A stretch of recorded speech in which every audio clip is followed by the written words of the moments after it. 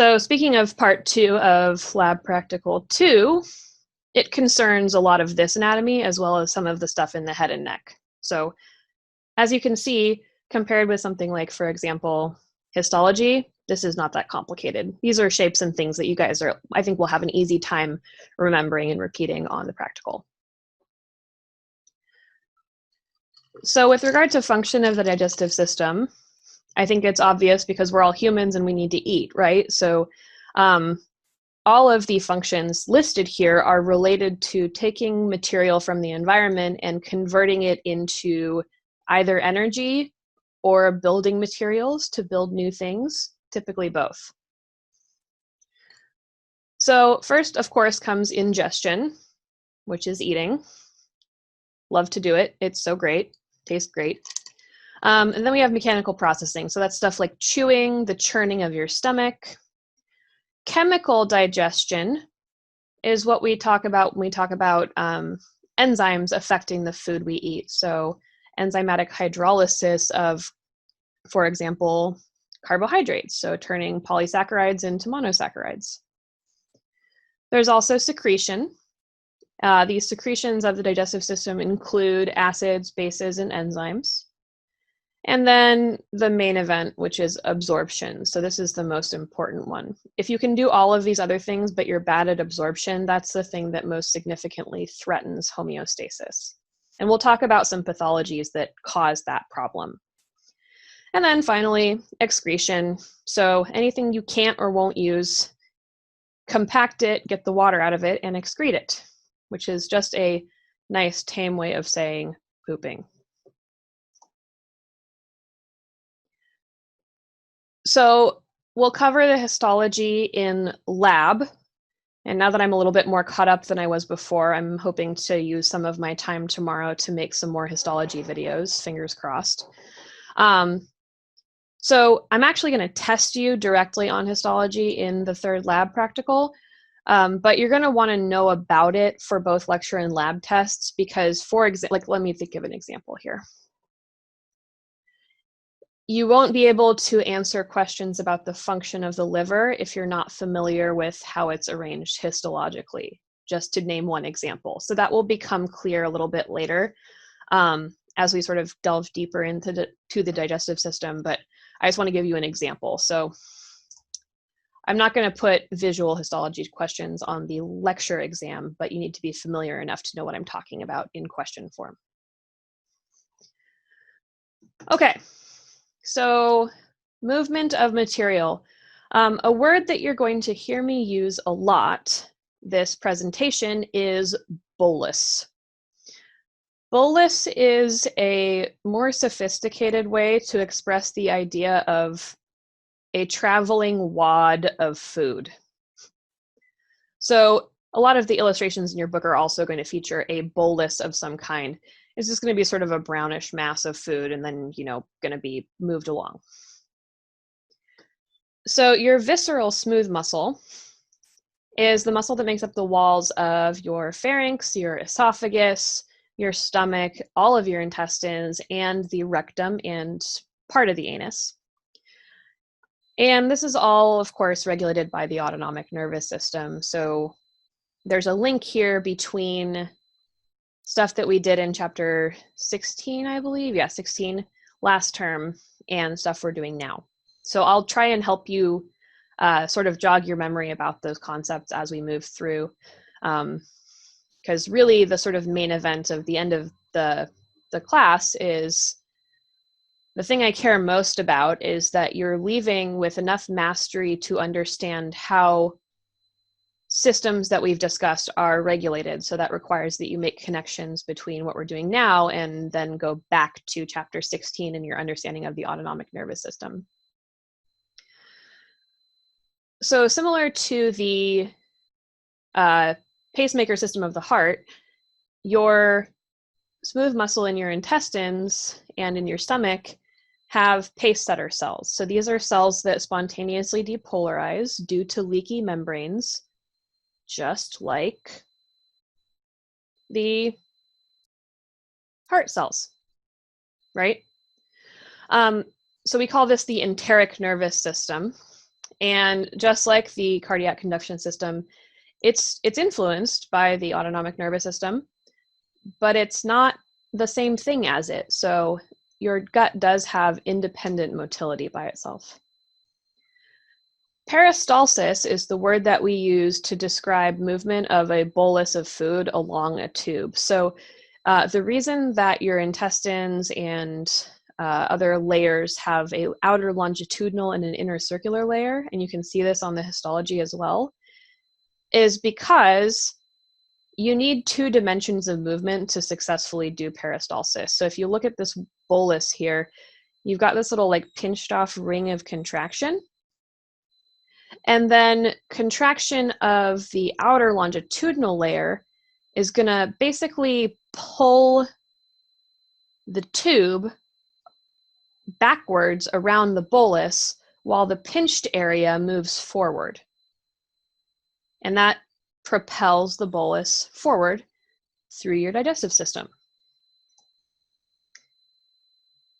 There's also segmentation, and this is a kind of mixing that your intestines do. So segmentation doesn't really apply to the stomach as much. It kind of does its own thing, and that's because the stomach has 3 layers of smooth muscle, not 2. But in the intestine, consider the following. This bolus of food is, maybe it's a mass of carbohydrates or whatever. The enzymes that you're going to apply to this bolus only really have access to the outer edges, right?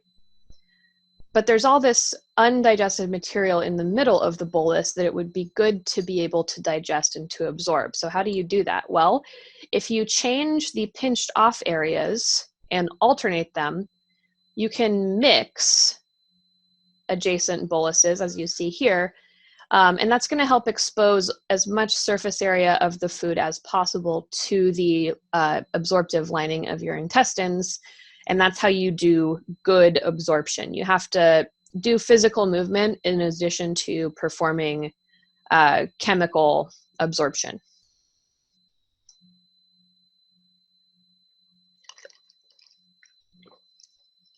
So I mentioned that you're going to have to think about the autonomic nervous system again, and nowhere is that more clear than here. So we have words to deal with like ganglion again and interneuron, et cetera, so forth. And then here we have a nice diagram of the layers of a portion of the digestive system. So this is probably the duodenum. So we've got muscularis externa. On the outside of this is going to be a serosa of some kind. Here's the muscularis mucosae. This area is the submucosa, and then we have glands, and then an epithelium and a lamina propria. So these are the kinds of words for layers that you're going to want to use in the histology portion of the lab practical. As far as reflexes go, we'll discuss these as we move along, but just a reminder about the autonomic nervous system. For a lot of reflexes, there is a long reflex that actually passes through and is coordinated by the spinal cord. There's also a shorter one that skips the spinal cord, and that interneuron computational process happens in some peripheral ganglion or other.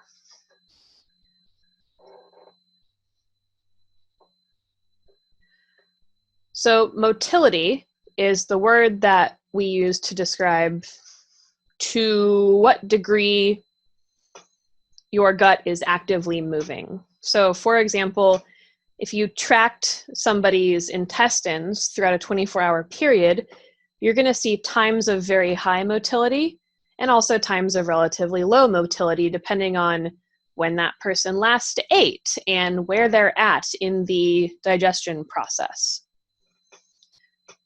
There are lots of neural mechanisms and many neurons, comprising both short and long reflexes. So to give you an example of 2 of these, because I know it's not really easy to think about if you've never just considered this before, an example of a short reflex would be when your stomach begins to empty, your duodenum, which is the next segment, the first part of your small intestine, it can only receive so much at a time before it's stretched, and it needs time for what it received to digest before that stuff moves on. So your stomach doesn't empty all at once, because once the duodenum has received enough input from the stomach, it sends signals back to the stomach to say, okay, hold off for a minute. I need time to deal with what you just gave me, and then you can give me the next batch. So that would be an example of a short reflex. Long reflexes are coordinated in the spinal cord and involve higher order neural integration in brain centers. There's also hormones. In fact, there are 18 of them. And we'll talk about a few of these, but not all of them. So if you're looking at this number and thinking, endocrine system, 18 more hormones, I totally understand. That would be very intimidating, but we're not going to talk about every single one. Only the ones that are like really interesting and sort of relevant directly to making sure digestion goes well. And then, of course, local mechanisms. So prostaglandins and histamine, notably. We think of histamine as being related to inflammation, but because histamine is good at changing blood vessel permeability, that means that you can cause vessel permeability and diameter to change in a way that will draw water from the blood into the gastrointestinal tract. And that's important for effective digestion. So it has more than one use. Okay, so stomach. Quick spelling note, because I want you guys to have as much success as I possibly can help you have on the practical. An error I see a lot in spelling is this. Come on, I want the pen. Oh, it's because I have the white pen on. Durr. So for some reason, people tend to want to add an E to the end of it, but that's not true. So there's no E at the end of stomach. So just be wary of that. Make sure that you don't accidentally stick that E on there. So the stomach is for temporary storage of food. And that's because, like I mentioned, your intestines need time to deal with the food that they get. So even though enzymatic activity happens relatively quickly, it still takes time to expose all the surface area to digestive enzymes and also expose that surface area of the food to the tremendous surface area of your intestines. So you can't move food through the GI tract too quickly without suffering consequences, both on absorption, so you can't get as much use out of the food you eat if your gut motility is too high, but also who can tell me what the word is when stuff moves through your digestive system too fast? There's another outcome of that.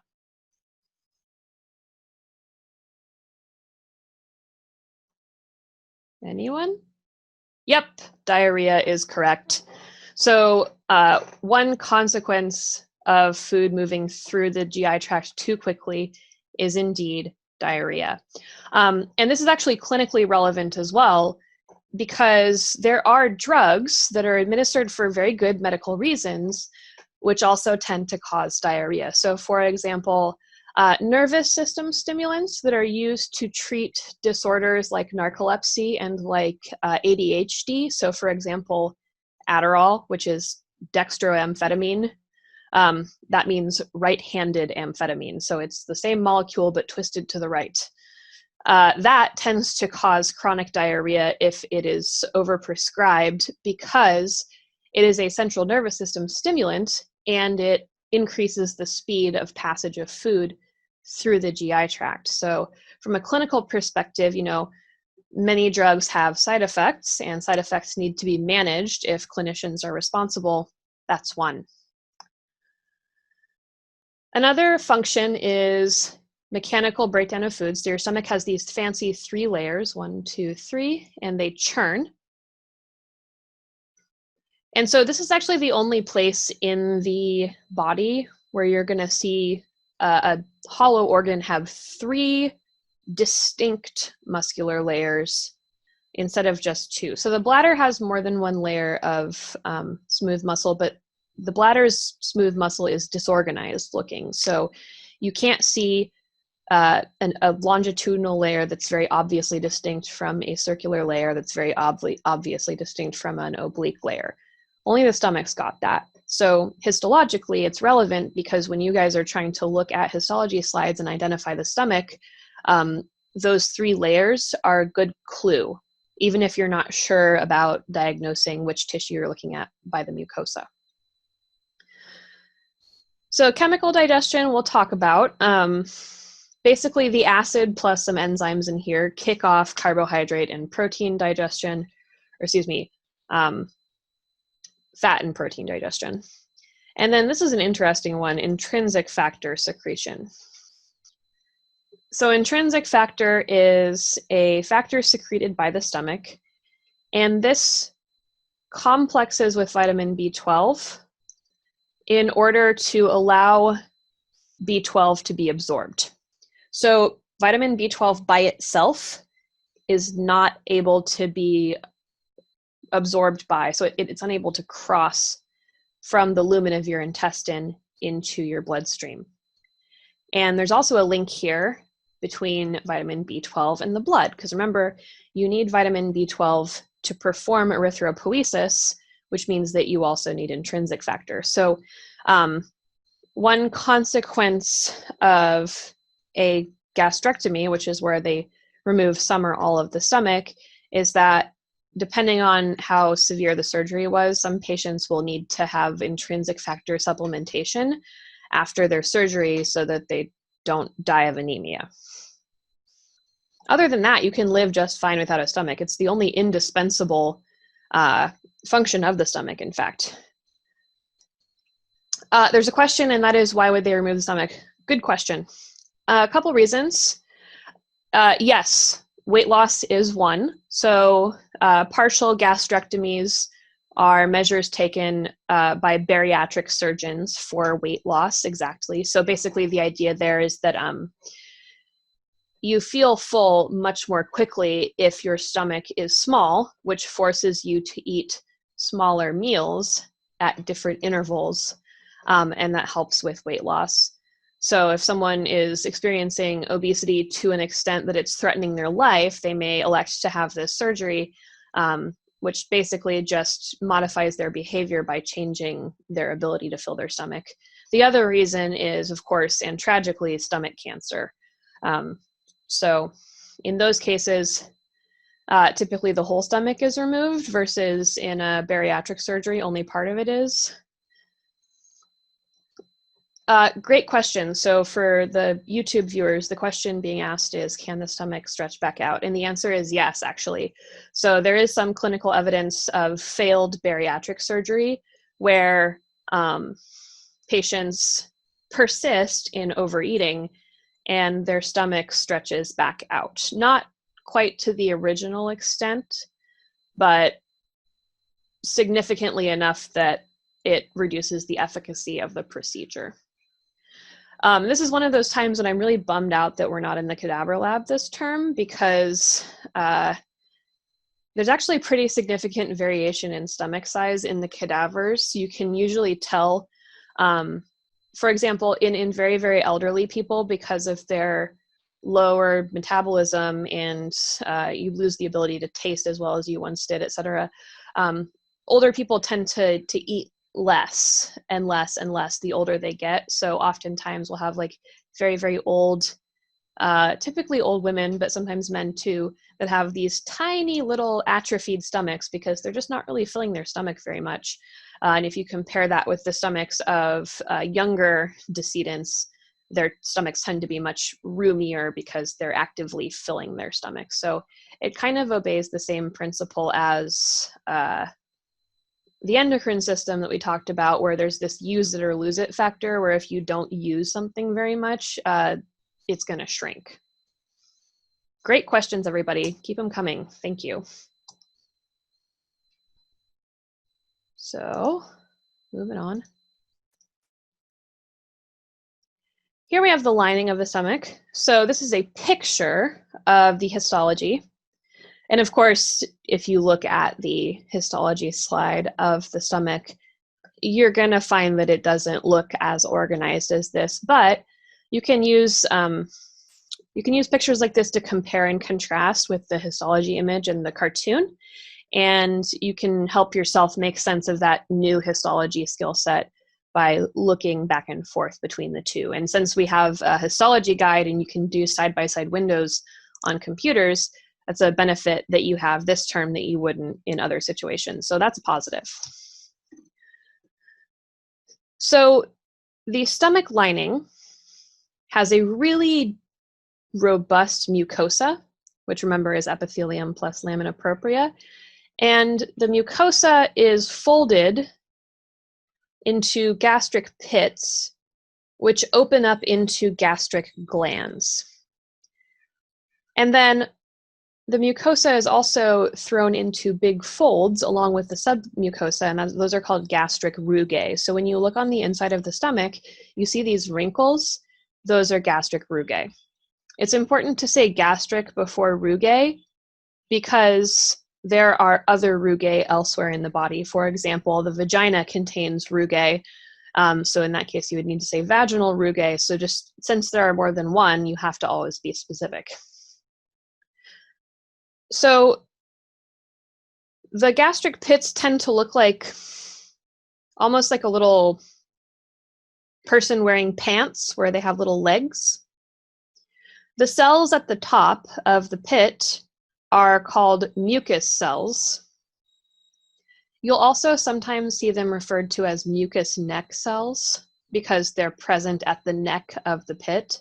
So if you see that term, if you're studying maybe on Quizlet or Study Blue or what have you, just be aware that those things are the same thing. And then down here, we've got the actual gland portion. So one student once asked the question, like, why is the pit not the gland? And I was like, that's a great question. I've never thought about that before, or I've never thought to explain it because it was, I guess, just, intuitive for me. But it's always good to be explicit about reasons. So here's why. These mucus cells are for protecting the stomach lining from its own secretions. The gland is actually doing the secreting of the stuff that is digestively useful. So that's the difference there. So we've got parietal cells and chief cells, sometimes also called zymogenic cells, as well as G cells. So we'll discuss all of these. So you can see here, the gastric pits kind of resemble a little cowboy with the legs are the glands. The mucus basically is there to protect the stomach from its own acid. So your parietal cells produce hydrochloric acid, which is a strong acid, and that keeps the pH of your stomach secretions and juices really, really low, so like 1 to 3, which is considerably acidic. So you want to protect your tissues from acid. You've also got chief cells. Another word for these, and I'll spell it out for you, is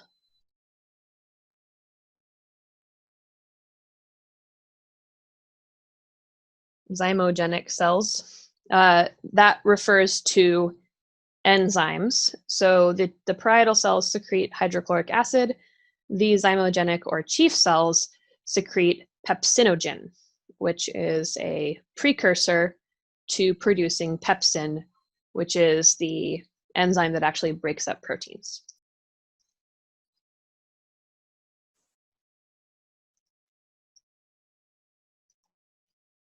Sometimes I can use the arrow keys to advance the slide, sometimes I can't. There's no real rhyme or reason to when that's true or not. Annoying. Okay, so chief cells. These secrete pepsinogen, as I mentioned, and this suffix, ogen, is your word cue that this is a precursor. So same naming scheme. You guys remember fibrinogen during clotting and how it has to get converted to fibrin? Same idea here. So here we have pepsinogen, and it has its active site intact, but kind of blocked by this extra little bit of amino acid chain. So you can think of this masking sequence as being like a lid, and then the enzyme is only active once you take its little lid off. So pepsin is the active form, and this is proteolytic, meaning it performs enzymatic hydrolysis of protein. So let's say I eat some animal protein. I can't just take cow muscle tissue and plug it into my muscles and expect me to be good to go. I have to break it down to its component amino acids and then build my proteins from those amino acids. So when those long fibrous proteins enter my stomach, pepsin begins chopping the big long amino acid chain up into smaller chunks. There's also two enzymes that are only secreted by infants, not by adults, and these are renin and gastric lipase, and these are two adaptations to nutrition by breast milk. So when you are eating breast milk, you have different digestive requirements from when you are eating a diverse diet as a little tiny new omnivore. So those things are specific to infants. And that's related to the colloid properties of milk and the challenges it presents for digestion.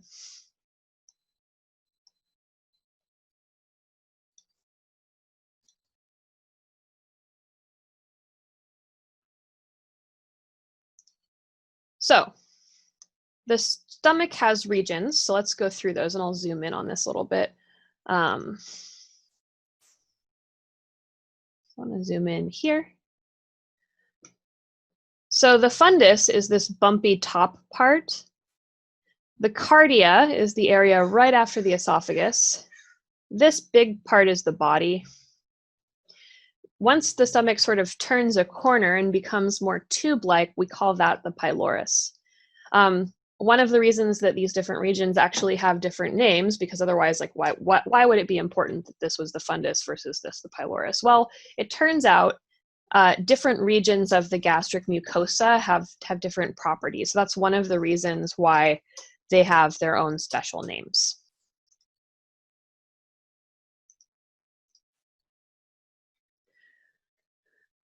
So the pyloric glands secrete mucus, and there's a slight spelling error here that I'm going to have to yell at Mark about later. MUCUS is a noun, MUCOUS is an adjective used to describe something. So I'm going to cross that O out. So mucus, the substance, is MUCUS. Okay, so I mentioned we would talk about some hormones, and we will. So these little G cells, and there aren't that many of them.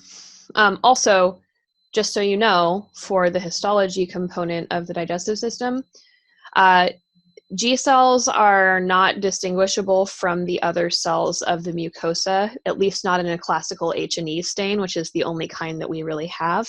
So I'm not going to ask you to identify G cells. You're only responsible for differentiating between parietal cells and chief cells. So you should know that G cells exist, but as far as looking at a histology slide and visually identifying them, you don't need to. So these are called G cells because they secrete gastrin. And gastrin is a hormone. Let's do a quick review, shall we?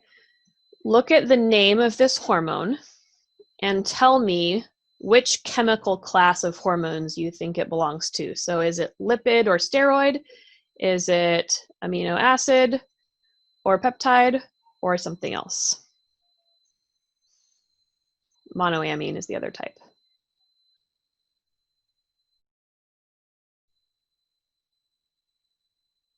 It's okay if you don't immediately know. It's a reach question, and we haven't talked about hormones in a while. So if you're racking your brain, don't panic. It just means that you have some refreshing to do, not that you lost that information.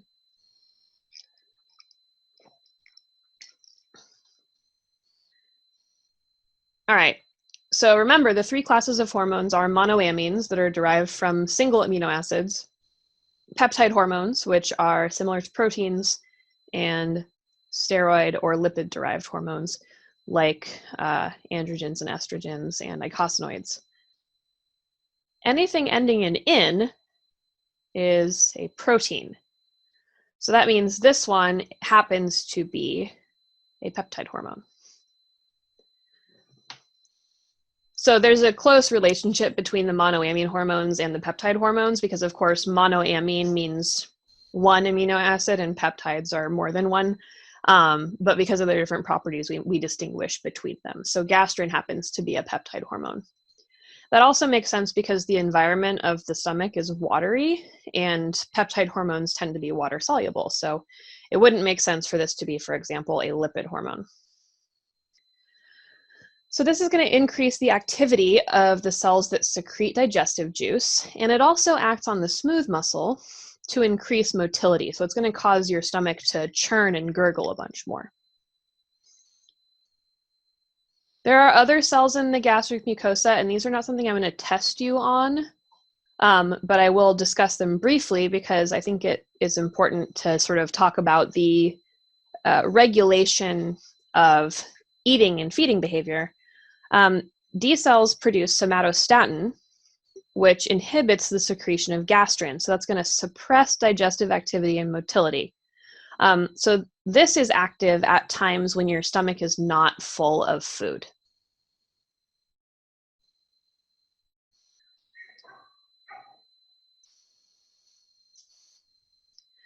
Okay. So what happens in the stomach as far as digestion and absorption? I want to pause here to make a strong distinction between these two things because they are related, but they're not the same thing. Digestion refers to taking macromolecules that you eat and like chopping them up into smaller pieces that are manageable. And ultimately, the goal of digestion is to get the macromolecules that you eat small enough that they can pass through your intestinal cells and into your blood or into your lymph. Absorption is the passage of those tiny molecules across your intestinal cells. So for example, you could be doing a really good job digesting, but if you have a problem with absorption, you're not going to be able to get nourishment from the food that you eat. So in the stomach, the primary digestive happenings are proteins. You do have some amount of carb and lipid digestion. The carbohydrate digestion is actually carrying over from your mouth. So your spit contains an enzyme called salivary amylase, which digests starch. And you also have a hormone, or it's not a hormone, an enzyme called lingual lipase. Lingual meaning of the tongue and lipase meaning something that digests fat. But those two only really work well in mouth pHs. So your mouth is usually slightly acidic. Your stomach is really acidic. So once food enters the stomach and begins stretching it, that triggers secretion of hydrochloric acid, and the pH in the stomach diminishes really, really quickly. So you get this little blip of carb and lipid digestion initially, but that's quickly overtaken by protein digestion. Another important note about stomach stuff is that no nutrients are absorbed here. So water can be absorbed and some other molecules can be absorbed, but you can live without a stomach because it's not responsible for harvesting the molecules that you eat. It's really a processing stop. Now, drugs that are water soluble and some fat soluble ones like, the water soluble ones are like aspirin, for example, anything that you take as a pill over the counter, those can be absorbed through the stomach as well as alcohol, for example, but no nutrients are absorbed here.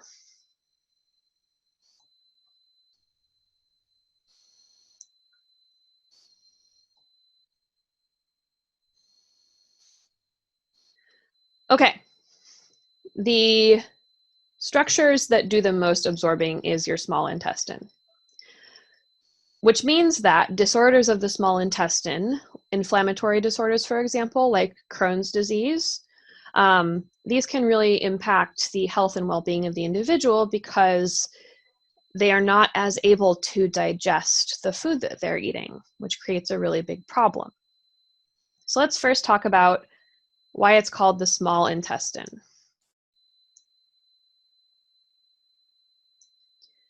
Students get confused about this, and I understand why. The small intestine is super long and the large intestine is short. So they think that this is the small intestine because it's shorter. It's not named small versus large for its length.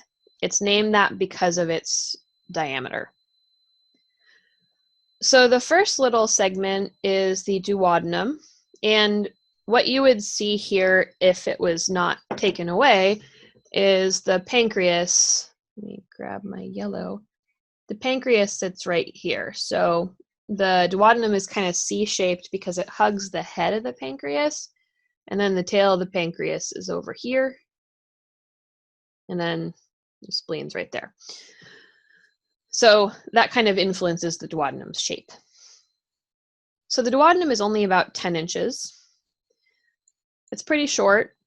And it really works closely with the pancreas and also with the liver, also not pictured, to change a lot of things about the chyme coming in from the stomach. So you got to neutralize it because it's really acidic, and then you have to emulsify fats, and you have to secrete mucus and bicarbonate and a whole bunch of other stuff.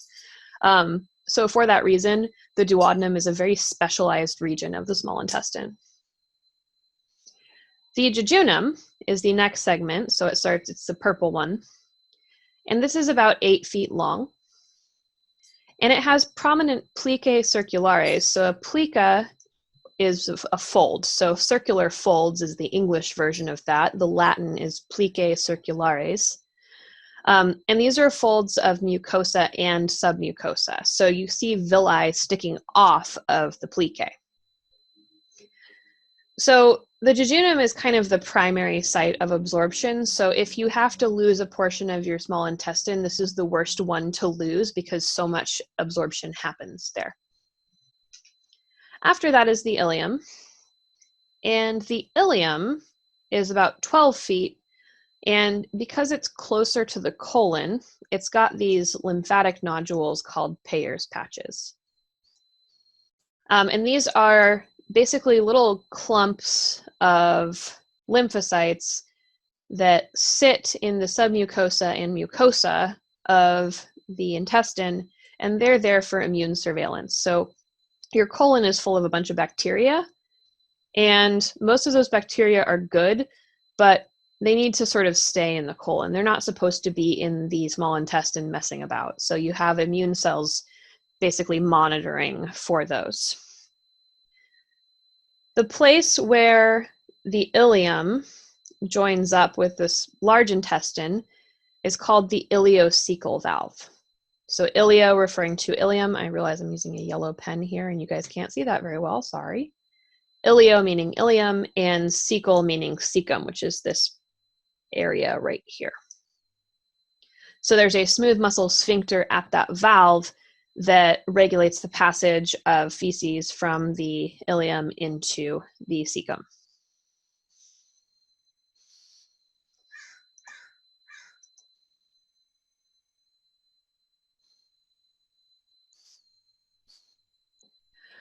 Okay, so intestinal characteristics. Surface area is the name of the game here. The more surface area you have, the more cells you can put on that surface area to absorb things.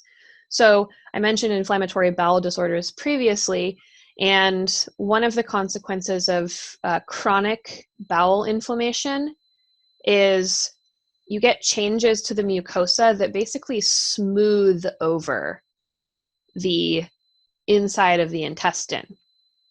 And that causes a significant loss of absorptive capability, which is nutritionally challenging to the individual suffering from that.